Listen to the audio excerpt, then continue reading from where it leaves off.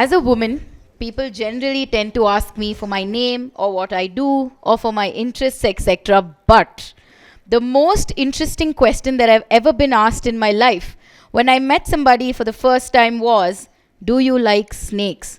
I was like, huh? Which for me speaks volumes about Dr. Gowri Shankar, who has such a deep interest in this reptile and their wellness that he talks them, walks them, and actually is a part of them.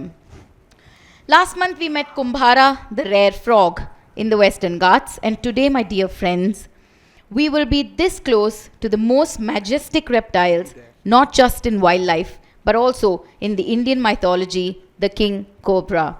Over to you, Doctor. Thank you. Thank you, Rajesh. Thank you, Anaga, the whole team here, bringing me here, I don't know how I fit in here, but I think they just needed something different other than finance and everything. I hope I'll be able to catch up with that.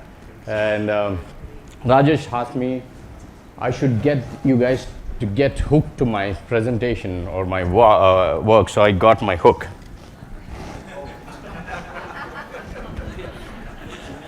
They will not go, don't worry. But no, this is to handle King Cobra. Can we get the king? Yeah? Can we get the King Cobra here? Can we do that? Yeah? Sure? No problem? Nobody's scared in the front rows? Shoes, everybody's wearing shoes? No, I will run first. That's why I'm fit like this. I run faster, even in the wild. Anyway, no, we can't bring the King Cobras here. I'm sure Sir didn't get millions of rupees here while talking about the money. So I can't get the King Cobra while talking about the snake, right? Both will go to jail if we do that. Anyway, thank you very much. My objective today is to make you all fall in love with this snake, the species, which is very, very important, along with whatever we discussed today. And catching or working with King Cobra is easier than talking in front of so many accomplished people. That's more nervousness than being in the wild. Good, I'll try my best. Thank you very much. Can we go to the next slide? Just in case if you didn't know, there are more than 4,000 species of snakes in the world, right? But in India, we should be proud. We have close to 355 snakes. At the same time, 75 are venomous. I'm trying to scare you so that you're paying attention. And now, next. This is important as we are talking about, so many projects. What Sir was talking about, development, everything. This is still way behind. I don't know how many government department people are here. They claim only 1,700 people die every year in India. But our data, few scientists, when they collect data, this is just the recorded data, says 58,000 people die in India alone. Globally, much larger, let's not go there. Close to 58 to 60,000 people died due to snake bite. I'm not trying to make snakes as villain here, but that is where we stand. Though we landed in moon, this hasn't changed, right? Next. Let's see who are responsible for this. We the people or the snakes? Sorry, I'll make the snakes villain here because we are doing damn good. Right? The snakes are coming into their houses and biting them because we don't have proper anti-venom. We don't have proper system to deal with it. I'm sure every village has a bar and wine store, but every village will never have anti-venom in their hospitals.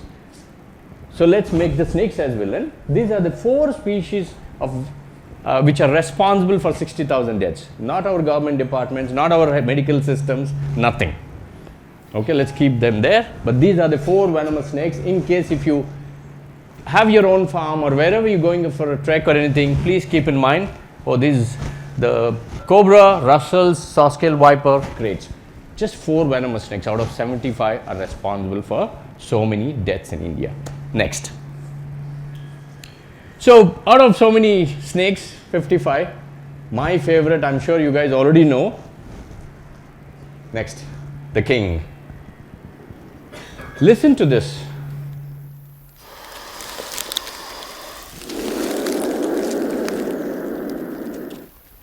How can you not fall in love with this? King Cobras can growl, They don't hiss. That's just a natural sound. It will be much more higher when you sit right in front of that. Maybe one day you guys will come, spend time with me. We'll do that. Next. King Cobras, not only they're, I don't want to use the words dangerous, they're longest venomous snake, of course. They are smartest. They can build a nest. Out of 4,000 species I was talking about, this is the only species which builds a nest to incubate their nest. Just imagine how they have evolved. They already thought I need to build an incubator to keep my eggs safe. So that's how they're smart, right? Look at this, a limbless animal collecting leaf litter up to 1 meter almost, laying eggs and guarding the nest for some time, making sure the hatchlings hatch, and then she will leave. That's how smart they are. Next. They eat other snakes. No rodents, no mammals, no birds. They are also called ophiophagus, meaning snake eater. They eat other snakes, at the same time cannibalistic in nature. They can eat their own kind, right? Next. But look at this interesting behavior. They do male combat for females, right? This is what the last year we recorded in a village. The female is somewhere that side. These both are fighting. The winner gets to go back to the female, communicate and mate. The loser should leave. They're quite gentlemen there, right? Though they can kill each other, but no, what's the point? The female will be taken by someone else, right? They're smart there. They just fight, they wrestle around, and then they move. That's quite interesting. This was happening in the village. If you see, that's the paddy field, their houses, the female is there. We monitored them for almost 30 days. Next, please. And like I said, the male, the winner, will go. That's the female. He's trying to communicate with her. Look, I just won a battle for you. Can we mate? But it's a very dangerous situation because they are cannibalistic. They can eat, a female can eat the male, a male can eat the female. So this communication should, no wrong messages, WhatsApp messages, should be very clear. There's just no second chances, right? So the communication is very important. Next. They can grow up to 18 feet. That's the longest venomous snake in the world. They have enough venom to kill a full-grown elephant. That means I will die in 20 minutes. That's the maximum time you get when you get bitten. But luckily, no deaths or no bite cases recorded in India. Very few compared to other places. King Cobras don't bite. They're very gentle snake. They're good snakes. Next. So it all started, I wanted to share my story also. Bangalore, right from childhood, I've been catching snakes since 13 or 14 years. Then I moved into the beautiful rainforest. I always dreamt about being in the forest. Not in office, no doctor, no engineer, nothing. Always straight in the forest, and that's what I do. I live in this place called Agumbe. Next. Doing what I love to do, rescuing king cobras. I've caught and released close to 400, one of the largest number by anybody in the world. Like sir was saying, sometimes, sorry, there are no white people here, I can boldly say, the white people having 2 king cobras in their box, they'll try to give me gyan. Right? I've seen 400, I've seen them right in the wild. Right? So this is what the number is, this is what I used to do, my dream job. Talking to people, trying to convince them not to kill snakes, and I used to rescue them. Next shot. Sometimes on the roof, I'll share one of the interesting shots. Rescue. Sometimes if you really get bored, go down the well, because that excitement is not enough. I do this. There's a king cobra right there. So the distance between death and me is just 6 feet. That's a huge king cobra there. I caught 2 king cobras in that well. Next. And this was quite interesting. My memorable rescue out of 4, I mean many actually, but this is one of them. The snake was on the roof. You know how they figured out?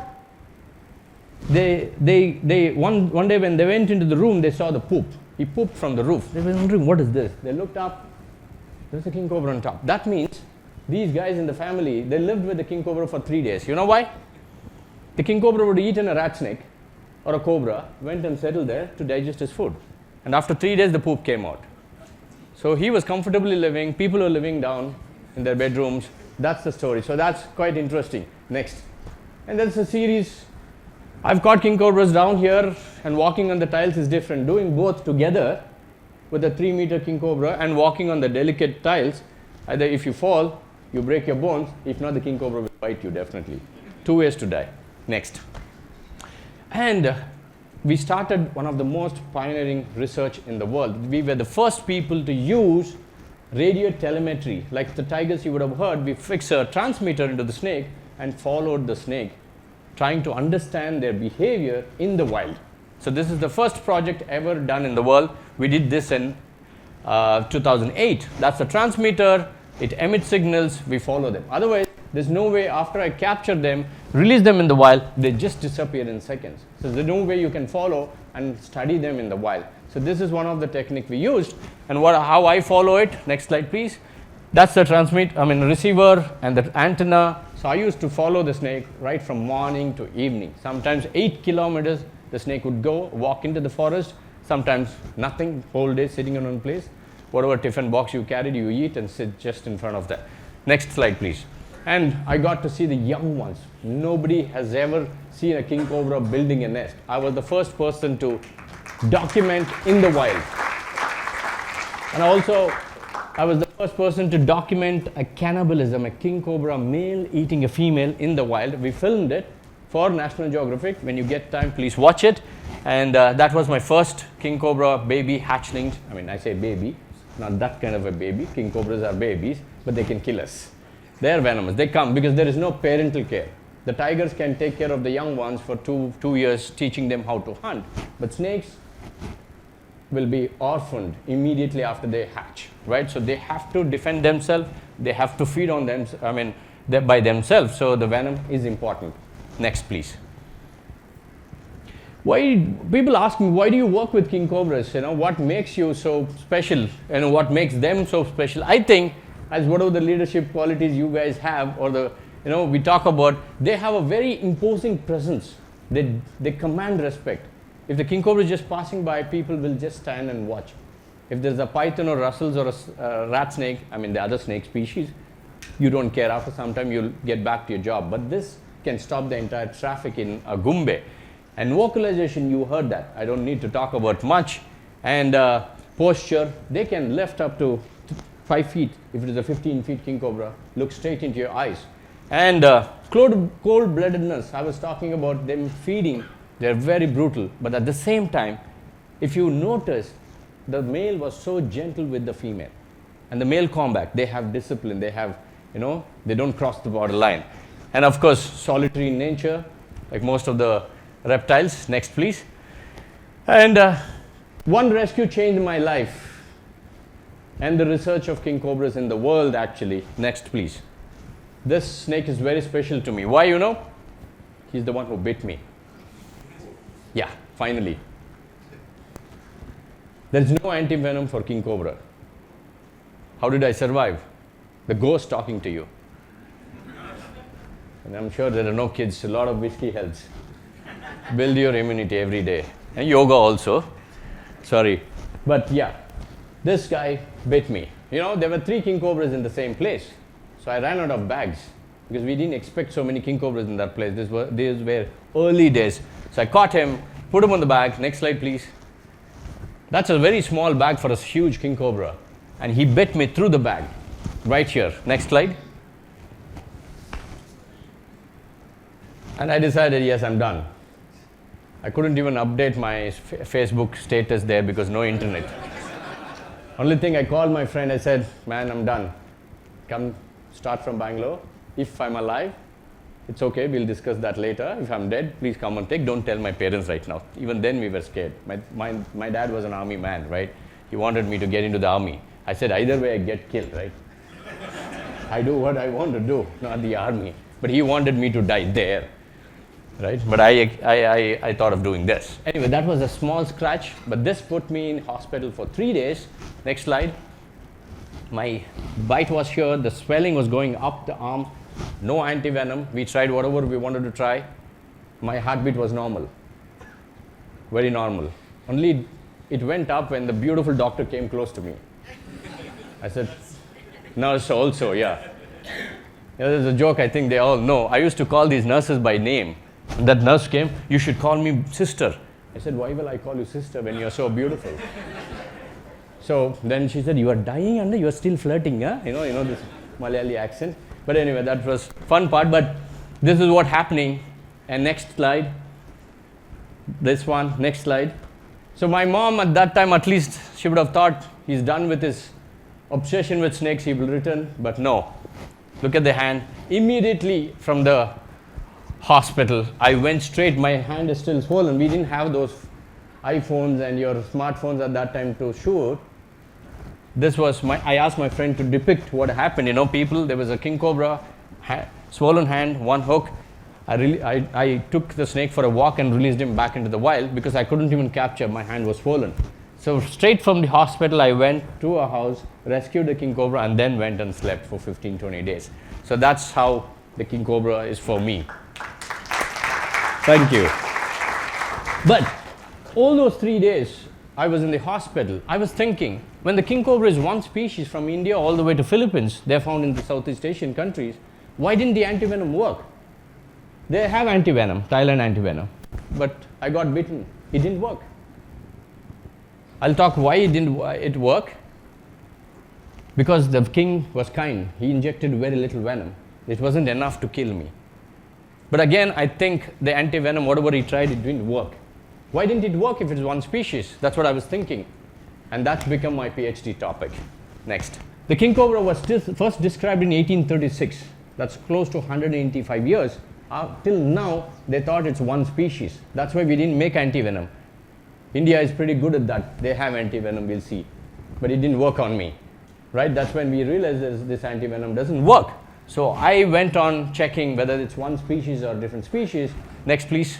And traveled across Southeast Asia. Next. Collected samples, those tissue samples, to do molecular work. Next, please. This is in Thailand. Next. London Museum, Paris Museum. Next. And our museums, these are all dead specimens collected by British people, collected the samples. Next.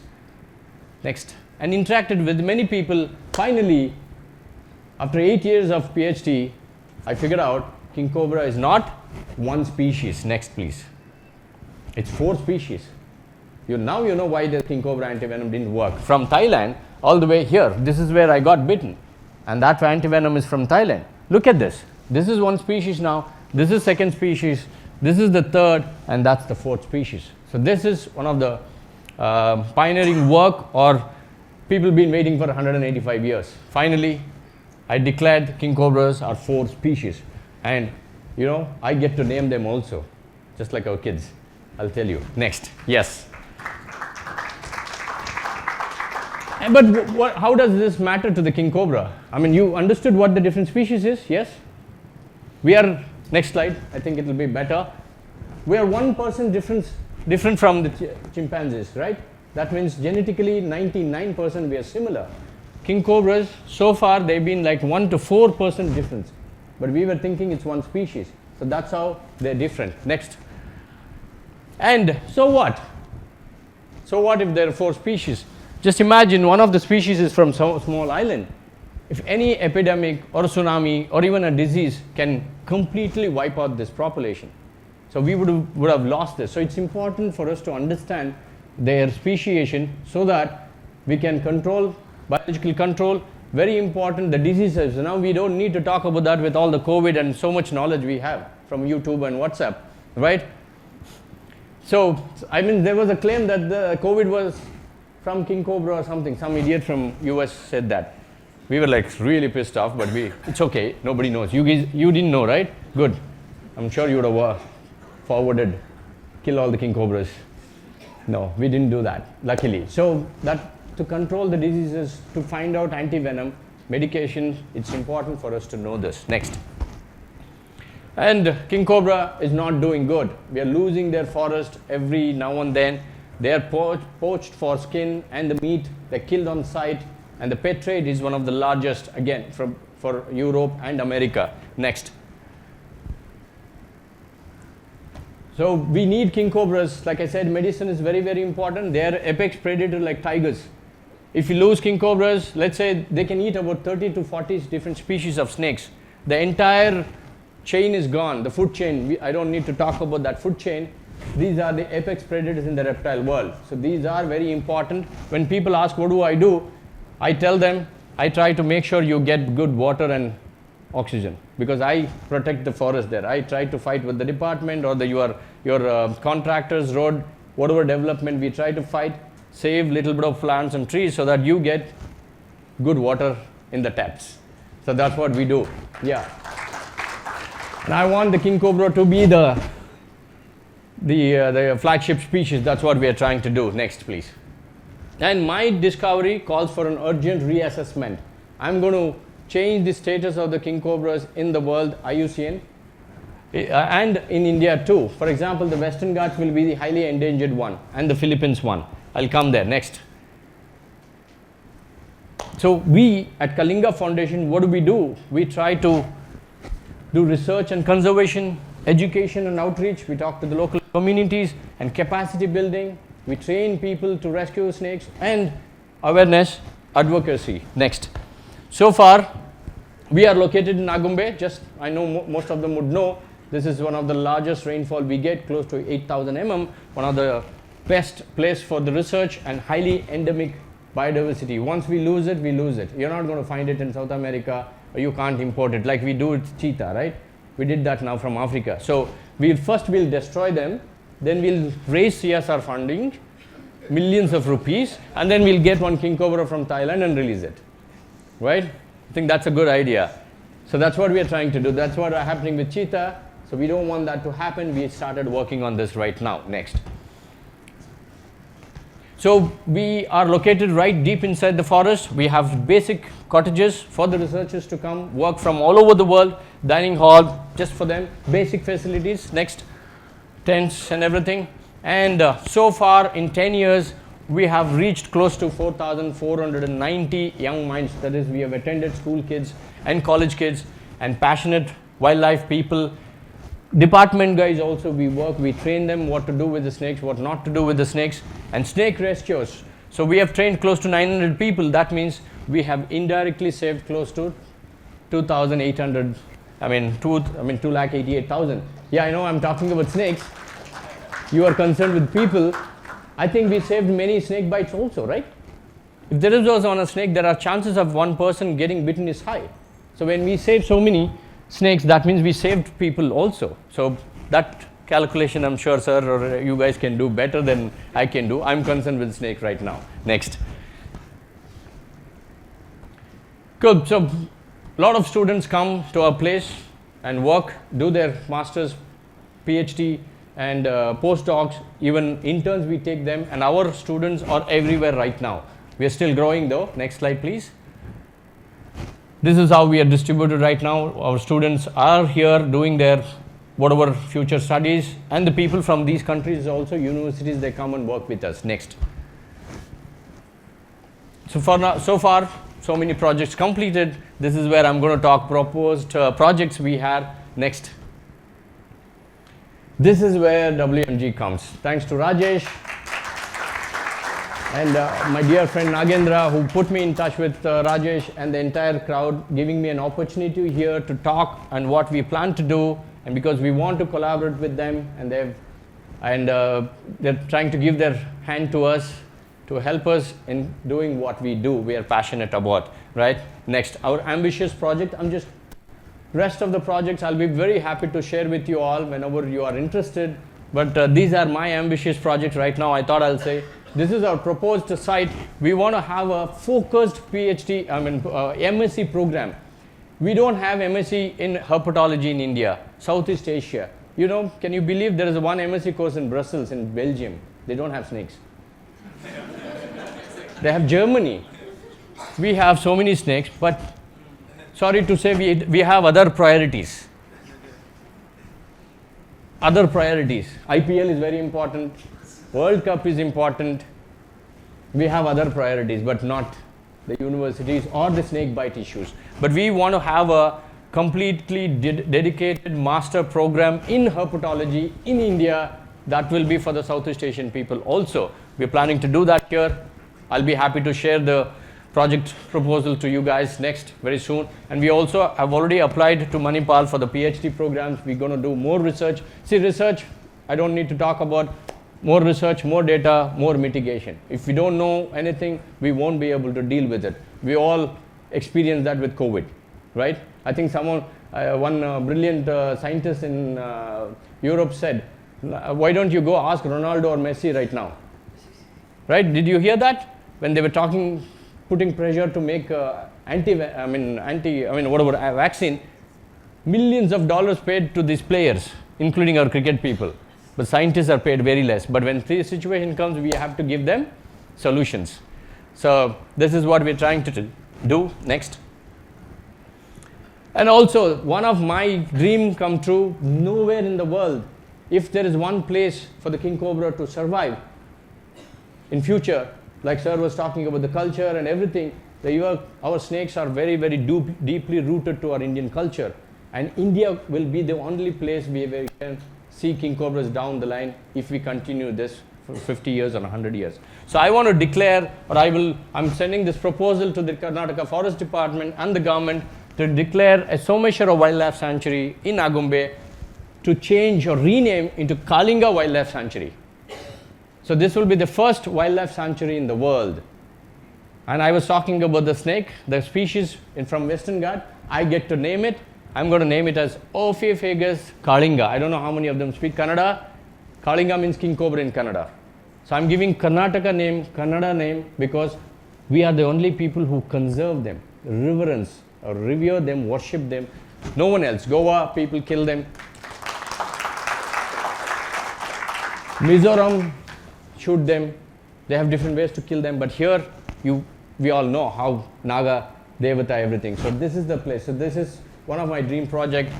I've discussed this with Mr. Rajesh. So we definitely need your support in doing this when we get there. Thank you. Next. I think we're almost done. These are our collaborations and affiliations, national, international. Next slide, please. We collaborate with many universities across the globe, and we also work, the next slide, with all the media. Whenever you get time, you can Google my name, Gowri Shankar, King Cobra. So you will see some of the documentaries done on National Geographic, BBC. Any documentary on King Cobras, either you see me young, old, or different, like Kamal Hassan, I look different in each movie. I'm not like Rajinikanth or Shah Rukh Khan doing it. One will short hair, one long hair, but try to recognize if possible. Next. We recently worked with Mr. Puneet Rajkumar also on Gandhada Gudi. That's Amog, my dear friend. He directed it. So this movie also got a very good review. It reached many people. Puneet gave a nice, very good message to the people, don't kill snakes. Call people like Gowri Shankar. So this is very close to our heart. Unfortunately, we lost him. We had a lot of dreams when we thought about this movie. We had a lot of dreams to work with them and make sure we can protect our forest, but we all know what happened. Next, please. So, sustainable goals, we also work on these things. You all will be aware of these things. Next, please. This is my very, very short, small team. Very few people, but we do a great job. Dr. Ganesh, Vijay, they're all scientific community. They're the trustees. So we have a very good team, and we want to increase the team and work with you all. Who knows, you guys, one of you will be there soon with us. Thank you very much. I think we are done.